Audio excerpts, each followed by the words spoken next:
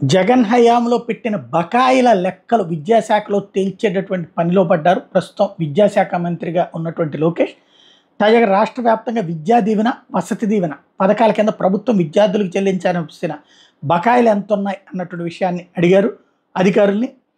తాను పాదయాత్ర నిర్వహించిన సమయంలో వేలాది విద్యార్థులు ప్రభుత్వం ఫీజు బకాయిలు చెల్లించకపోవడం వల్ల తమ సర్టిఫికెట్లు కళాశాలలో నిలిచిపోయాయని చెప్పిన విషయాన్ని గుర్తు చేసుకున్నారు.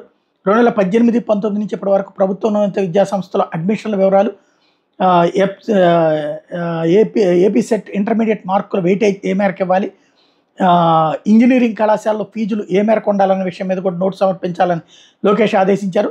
ఉన్నత విద్యా సంస్థలో ఖాళీలు, రిక్రూట్మెంట్ చేయాల్సిన ఫ్యాకల్టీ వివరాలు, రాష్ట్ర విభజనలో ఉన్నత విద్యకు సంబంధించినటువంటి పెండింగ్ అంశాలు, లెర్నింగ్ మేనేజ్మెంట్ సిస్టమ్ ఫలితాలు ఎట్లా ఉన్నాయనే అంశాల మీద కూడా పూర్తి స్థాయి నివేదికలు అందజేయాలని సంబంధిత అధికారులకు సూచించారు. విద్యా సంవత్సరం ప్రారంభమవుతున్న నేపథ్యంలో బుధవారంలోగా అధికారుల నివేదికలు సమర్పిస్తే తాము అధ్యయనం చేసి నిర్ణయం తీసుకుంటామని చెప్పుకొచ్చారు. ప్రభుత్వ డిగ్రీ కాలేజీల్లో అడ్మిషన్ల సంఖ్య తగ్గడం మీద కూడా రిపోర్ట్ సబ్మిట్ చేయాలని లోకేష్ అధికారులను కోరారు. యూనివర్సిటీల ర్యాంకింగ్స్ పడిపోవడానికి గల కారణాలు ఏంటి అన్నటువంటి దాని మీద కూడా నివేదిక అడిగారు.